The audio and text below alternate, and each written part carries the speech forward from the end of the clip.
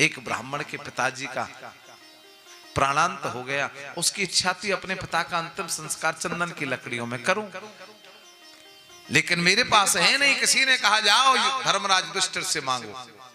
युधिष्ठिर के पास में गया।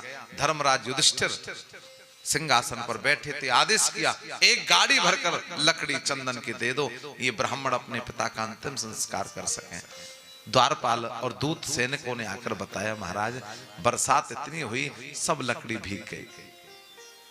ब्राह्मण ने कहा भीगी लकड़ी लेकर मैं क्या करूंगा, मुझे तो अभी तत्काल पिताजी का अंतिम संस्कार करना है।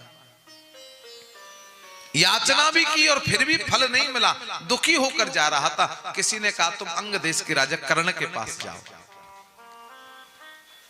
एक बार प्रयत्न और कर लेता हूं। कर्ण के पास गए। कर्ण ने भी आदेश दिया सैनिकों को एक गाड़ी लकड़ी दे दो ब्राह्मण को।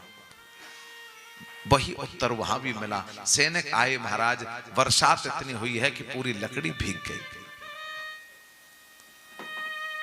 ब्राह्मण चलने लगा। कर्ण ने कहा कहां जाते हो ब्राह्मण श्रेष्ठ?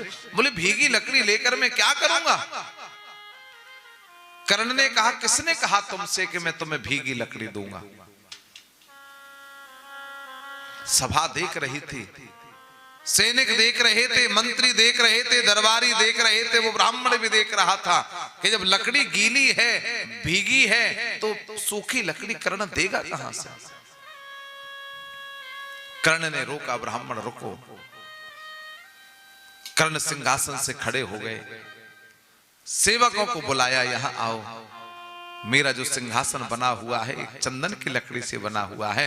सिंहासन तो फिर बन जाएगा, लेकिन द्वार पर आया हुआ ब्राह्मण लौट कर चला गया तो कर्ण का संकल्प अधूरा रह जाएगा। ध्यान रखना सिंहासन तो युधिष्ठिर जी का भी चंदन की लकड़ी से ही बना हुआ था, लेकिन जो कर्ण की सामर्थ्य सोच की थी वो युधिष्ठिर नहीं कर पाए। देना सब नहीं जानते हैं। कर्ण जैसा दानी कोई हो नहीं सकता जिसने अपना सिंहासन ही दान कर दिया। इसलिए मेरी माताओं मेरे बंधुओं, धन है इससे दान का प्रभाव नहीं है, मन है इससे दान का प्रभाव है। मन होगा तो दान होगा, धन होगा तो दान होगा कि नहीं होगा कोई नहीं कह सकता।